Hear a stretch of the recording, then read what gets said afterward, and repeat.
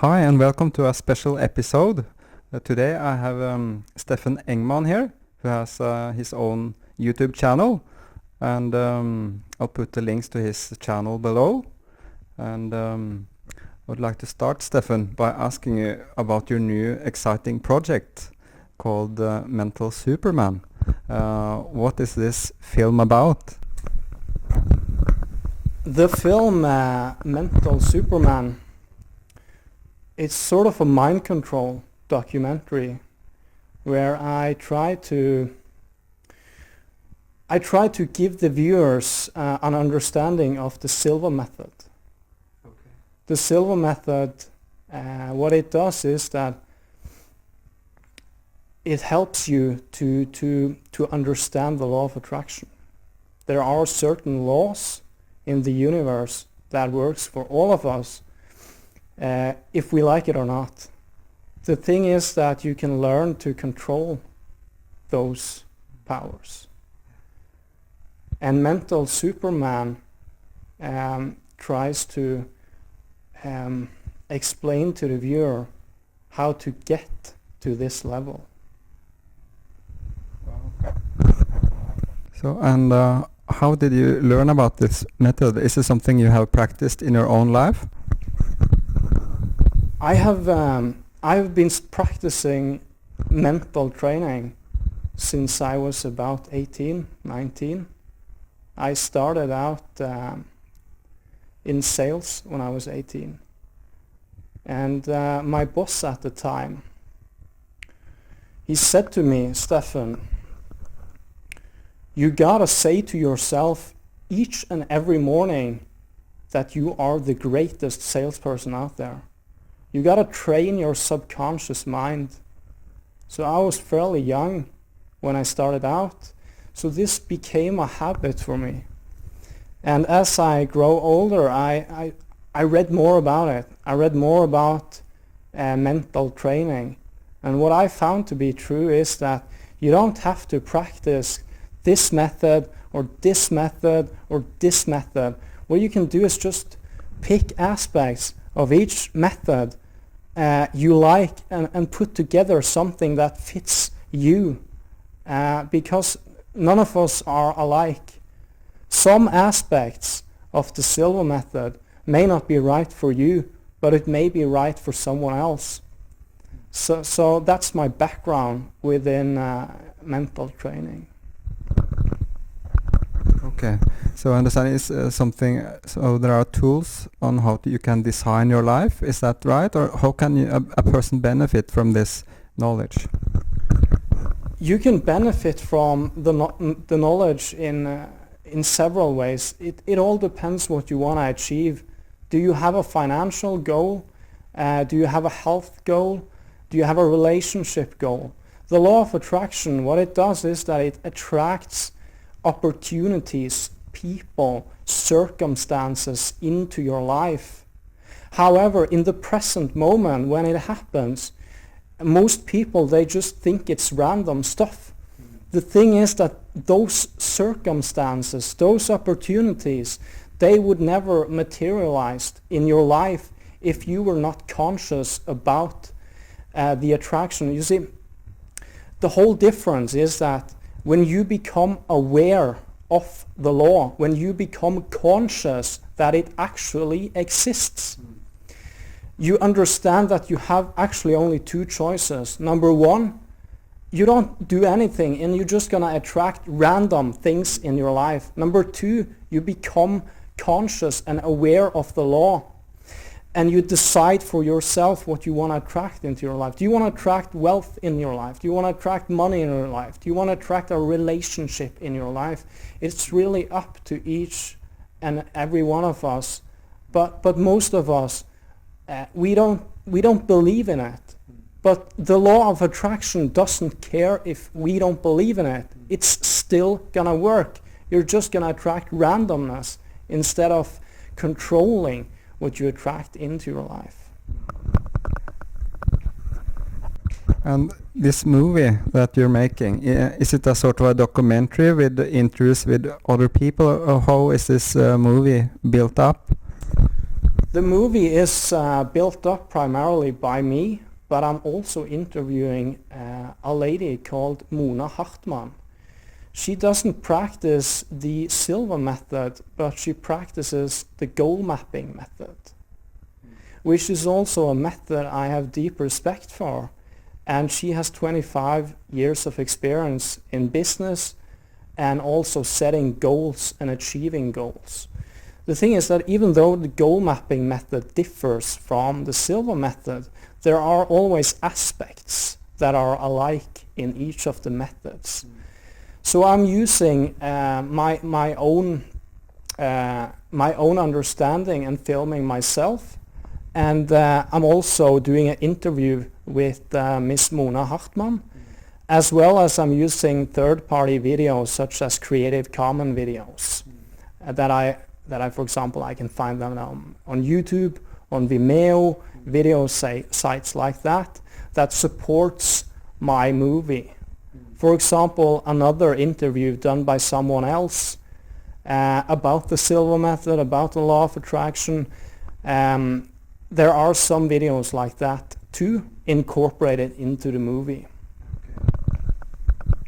And how do you plan to market and bring the movie out on the market? It's probably only going to be released on YouTube, my channel. Maybe I'm gonna use some marketing money on promoting it on, for example, YouTube or Facebook or other social media. But I'm pretty much relying on the fact that it is a quality movie and that it is going to be found out there by the big audience that is looking on YouTube. So that's basically my strategy. I don't have any plans to promote this movie in a huge way because the fact of the matter is that I don't have the money to do that. Yeah, and there are many examples of successful movies who have just been put out on YouTube for free, and they've caught on like wildfire, and reached millions of people. So it's absolutely doable.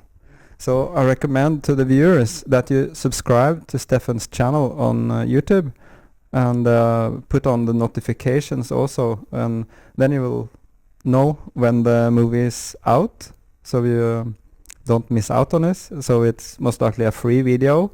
It will be free, so there's no reason to not watch it and subscribe. Yeah. And Steffen, I know you have a different background than filmmaking originally. So why did you change from your previous occupation to doing a lot of movies and film production? Well, I've always been creative, to say it like that. I always enjoyed making stuff, that'd be a picture or an image or editing stuff, or well, it was just like a hobby basis, and I wasn't really good at it. I just enjoyed it like a hobby. And in 2015 I decided I wanted to try out YouTube, and there are several reasons for it.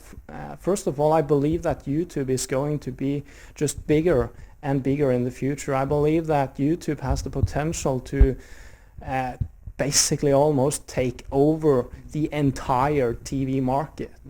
And I want to be a part of that.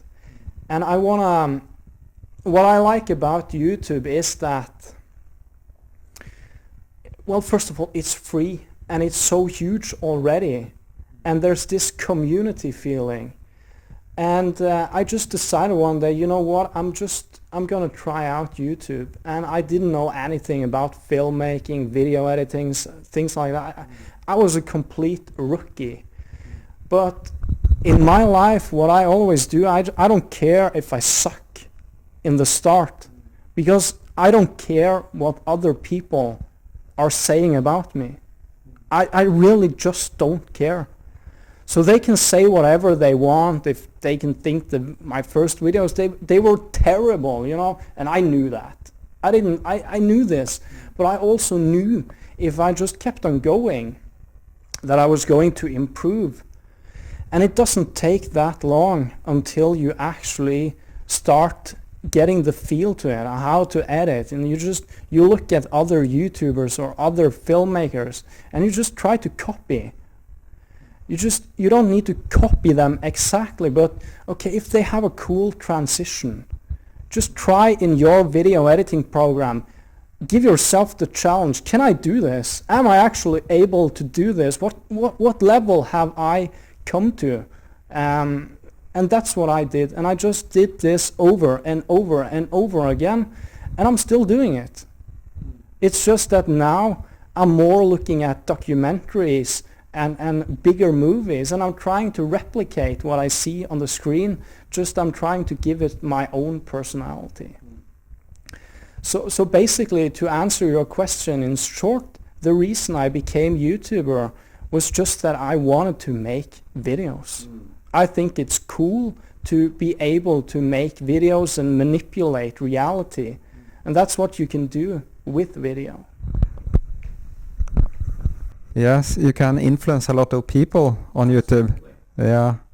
And I understand you also sell services also for video production. So is it possible, if there are some viewers here who have a business and would like video presentation, what can you offer businesses? Yeah, my company, Conceptly, does video production. Conceptly is basically a web and IT company, which also focuses on promotional videos for companies and organizations. That'll be a commercial or a video presentation of your business. And if any of the viewers out there want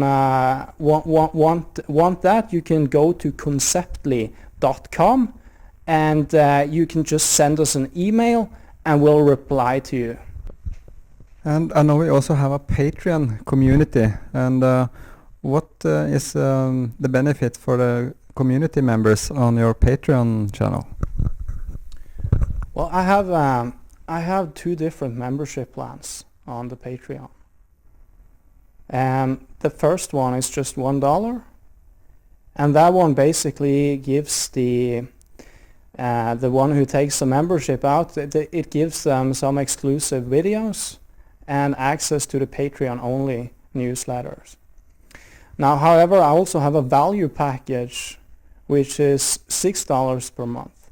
And there we're talking a bit more. We're talking network benefits that I share some of the CEOs I know from abroad as well as here in Norway, and other business professionals throughout the world with my Patreons. So basically the thing is that when you're in business, to have trust to the one you are doing business with, that's the actual value. Business people, they know this. And I do try to share as many of those that I can. And I also try to share the valuable resources with my value members. That it can be a website that not many people know about. It can be an app that I'm developing. It can be an Excel budget. It can be anything, and that's what I'm doing at Patreon. And my Patreon is called the Insider Club. Yeah, that's great. I'm a member there myself, so I can recommend checking that out. I put a link also to that in the description below. And I know, Steffen, that you have a background also working in finance, and you follow the market still. Yeah.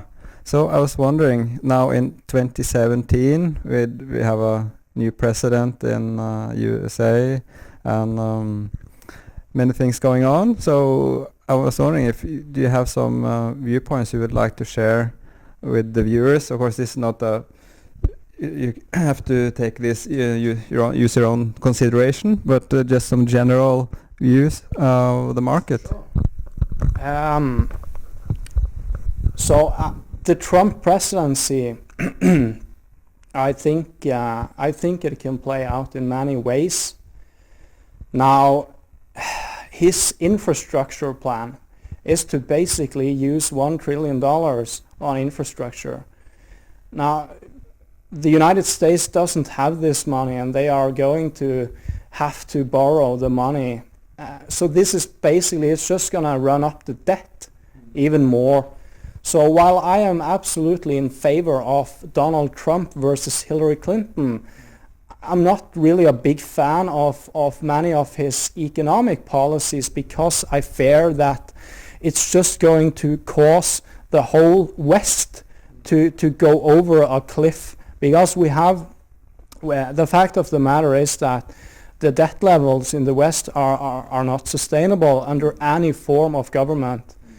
And that's a problem. And the market sort of knows this, but the market, especially the stock market, doesn't have to care about it as long as the central banks keep pumping in artificial money through quantitative easing. And basically that keeps the stock market afloat. But in real value, the stock market is losing value. So it all depends on how you look at it. It's definitely better to have money in the stock market compared to having money in the bank. However, you have to measure the stock market against something. You want to have a portfolio that can perform in different scenarios. You don't want to put all of your eggs in one basket. So diversification is always key. You want to have some stocks. You want to have some gold, precious metals. You want to own some commodities. You want to own some foreign exchange. You want to own some art. You want to own some real estate. You want to own some ETFs. You want to spread out your investments as much as you can. So I'm actually remaining neutral on the stock market for 2017. To be completely honest, I'm slightly bearish, but you never know what the central banks are going to do. So shorting the stock market, I still think it's risky. However, it is insanely overbought. So it's sort of like, it's not a wise investment to do. But there are definitely stocks out there, individual stocks in different sectors, different parts of the world that are still cheap, that are still going to give you good value, as well as gold. Gold in this environment is a good investment. Also silver. As for oil, I think that the main reason that oil fell is not what the newspaper are pushing. They are sort of coming out and saying this is a trade war and this is a supply thing and stuff. I don't think that's the case. I think that the real reason is demand. I think the consequence of oil falling is a symptom of the world not recovering from the financial crisis in 2008. And oil is basically energy. We run this world on oil. There's oil in everything. So basically, I think that oil is not going to rebound. I think we are just going to range between 30 on the low side and 50, 60 on the high side. And we're just going to keep on doing this for the rest of 2017. That's my take on the markets for this year. Yeah, Steffen, I'm a bit curious about the documentary Mental Superman. The subject I think is very interesting, law of attraction and how your consciousness changes your reality and your life. Maybe some of the viewers have read some books on this topic or are interested in this one. Do you have some examples which shows how this effect plays out in real life? Absolutely. When I moved to Oslo, I didn't know anybody here. And I was in need of clients, for example. So of course I do my cold calling and stuff like that. But what I also did was I visualized signing a big contract or a bigger contract. And the law of attraction, it works in mysterious ways because you don't understand it's working when it starts to work. So what happened was, one day at the office, I met the guy there. I said hello to him. I could have chosen to not say hello, but for some reason, I was in a good mood. I said hello. He said hello back, and a couple of hours later, we had a chat. And this guy, it turned out that he was a member of sort of a business network organization. He invited me to join for the next time they were getting together. Sure, that's perfect, okay. So I went there, and at this place, all of the people who were invited, they were able to sort of give a presentation of themselves and what they could offer, stuff like that. So I stood up, I introduced myself, I said what I could do, and for some reason I started out with the video thing, that I could edit videos and make videos, and if there was any companies out there that was looking to use YouTube, please contact me. And it turned out one of the ladies there, which has her own business, was exactly looking for that, as well as she was looking for a new website. And she was so fascinated with what I said that she approached me. And after this meeting, we scheduled to meet again. And in the end, I signed the contract, a pretty big one, with her. And you know, if you are not constantly thinking about what you want to achieve and visualizing it and expecting it to happen and just waiting for it to happen, because that's what you want to do. You just want to wait for it to happen. You're just going to expect it. Is it coming around the next turn? Is it coming through this door? You just want to expect it to happen any minute now. And that's a real life example of how this worked. For example, for me. Yeah, and I also have a question regarding the markets. I know a lot of people own their own home, so real estate is a big part of the market, and for a lot of viewers, probably maybe real estate is the only investment they have, and a lot of people are saving up to invest in their home. And what kind of advice would you have for, let's say, first-time buyers who are now renting and considering to buy? Is it a good time to buy, or what do you think? Well, if we are talking about the Norwegian market now, right? Are we? Yeah. So I would first of all advise people not to look at their home as an investment. That's kind of rule number one. So you never want to buy your own home, and you want to look at it as an investment. If the home or your apartment or condo appreciates in value, you want to look at that as a bonus. However, if you're going to invest in real estate, you aren't planning to live there yourself. Real estate has one big advantage, and that's yield. It gives you recurring income. So the market here in Norway in terms of real estate has risen since '92, and the last couple of years, especially after 2008, has been more or less just credit. And it's very obvious for people to see. It's just that we are in this gigantic bubble, and people don't want to realize it, because when it's real estate, we're all in on it, you know.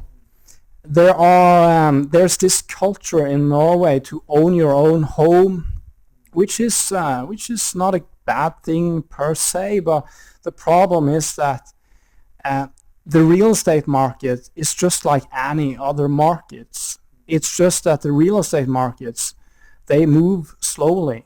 They have a long expansion, and they also tend to have longer declines. So real estate as an investment today in Norway is not something I would put my own money in. You can look at examples around in Norway that things are starting to crack, especially in Stavanger and Sandnes, which is very oil dependent. Prices there on housing are down around 15% from the peak. Rental units are down 15% or so, maybe it's even more now. But you still have Oslo going like a rocket ship up, and it's just it's a matter of time when it's gonna pop, and we are getting closer by the day. The thing is that, you know,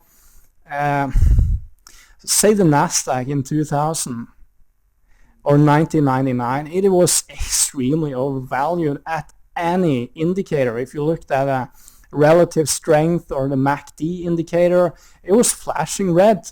Even so, the Nasdaq managed to almost double. So the thing is that the market can stay irrational longer than you can stay solvent. So basically, for young people out there today, they just have to understand that there is no such thing as, oh my God, the train is leaving, I have to board this train now, if not I'm never going to buy. That's just a lot of bullshit. It doesn't have anything to do with reality.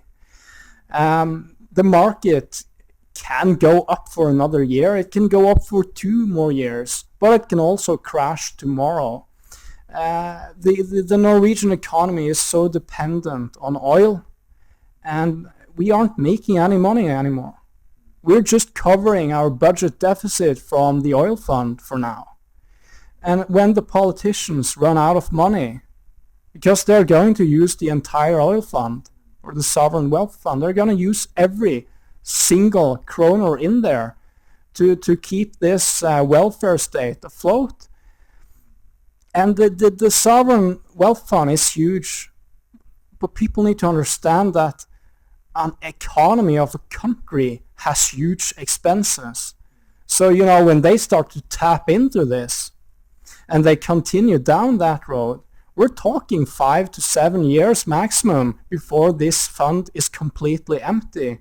So Norwegian politicians basically have 3 choices. Number 1, cut expenses. That's not likely. Number 2, they can tap into the oil fund. That is very likely. Number 3, they can start indebting the nation. That is also likely once they have used every single kroner of the oil fund.